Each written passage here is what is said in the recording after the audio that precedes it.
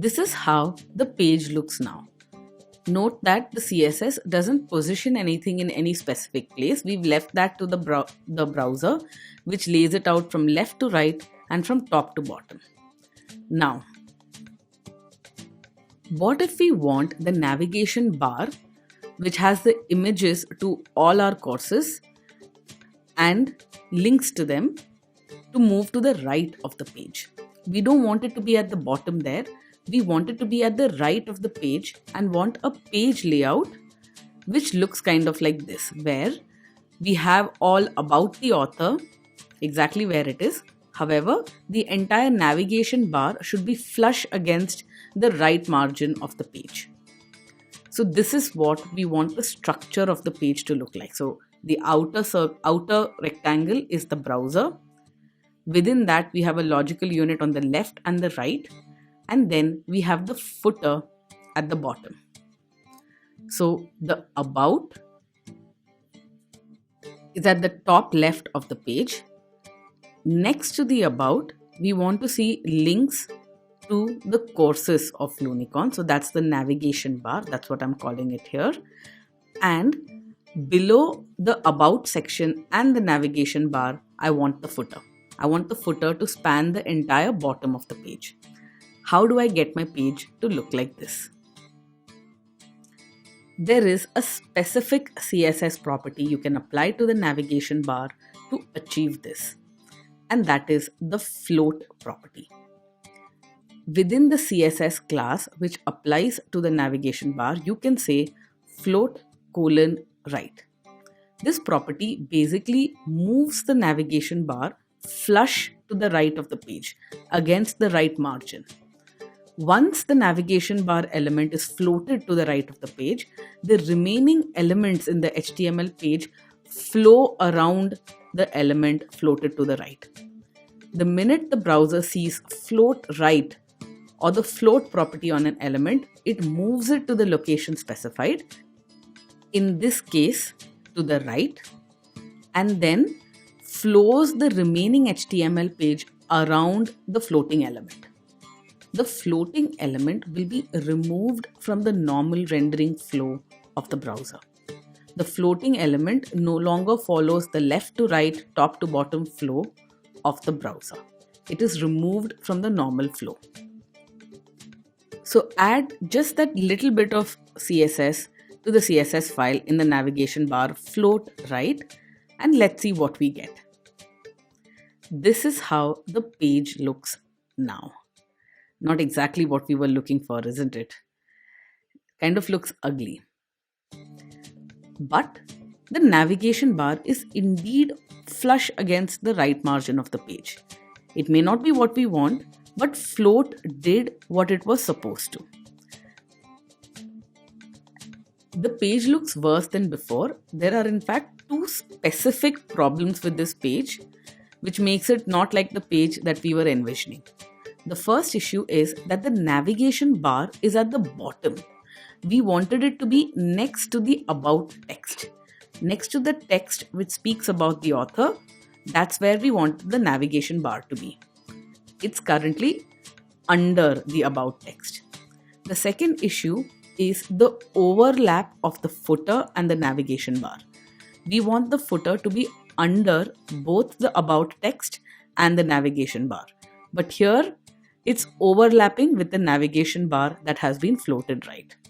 This is not what we wanted. The thing is, the float right on the navigation bar did exactly what it was supposed to. The element floats to the right wherever it is located in the flow. If you remember the navigation bar, it's located below the content in the way our HTML was laid out. The element simply floated to the right wherever it was located. Now, if you want it to be right below the heading, if you want it to appear on top next to the author about, you have to physically move the HTML of the navigation bar to right below the heading. Float right simply causes an element to move to the right wherever it's located in the HTML flow. If you want it near the top, you have to move that bit of HTML to the top below the header. That's exactly what we are going to do next. We'll go edit the HTML such that the navigation bar appears at the top right below the header. Right below the header which says About Lunicorn. So we've switched the position of the About text and the navigation bar. Notice that the author about text is at the bottom now, the bottom of the content area, and the navigation bar is on top above the author about text. Now, navigation bar still has the float right property set on it. Let's see what the page looks like right now. If you reload the HTML page, you'll see that things look a lot better now. This is what the web page looks like. There it is. We have the About Lunicorn, the author about, and we have the navigation bar floating right next to the About text. This is what we were looking for. Float right floats the HTML element right wherever it's located. This time it was located right below the header, so the navigation bar has floated to the right below the header. The text, the About text, simply renders around the floating element. The text will treat it as a right margin, will treat the floating element as a right margin. However, the overlap problem still exists. We haven't fixed our second issue. So we've got the navigation bar in the correct position, but the overlap with the footer, that issue still exists. Now we'll see how to tackle that. So let's first understand why the overlap problem occurs. The footer is a paragraph element. It's a P element. That is a block element. Inline elements such as spans, images, etc. respect the presence of a floating element. Inline elements will flow around a floating element. However, block elements do not respect the presence of a floating element.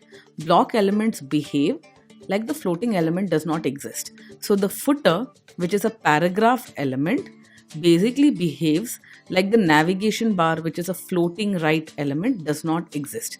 So it simply renders under it or over it. We have to tell the block element to respect a floating element, and there is a CSS property for that, and that is the clear : right. The clear property. We apply this clear property to the footer along with the other footer properties.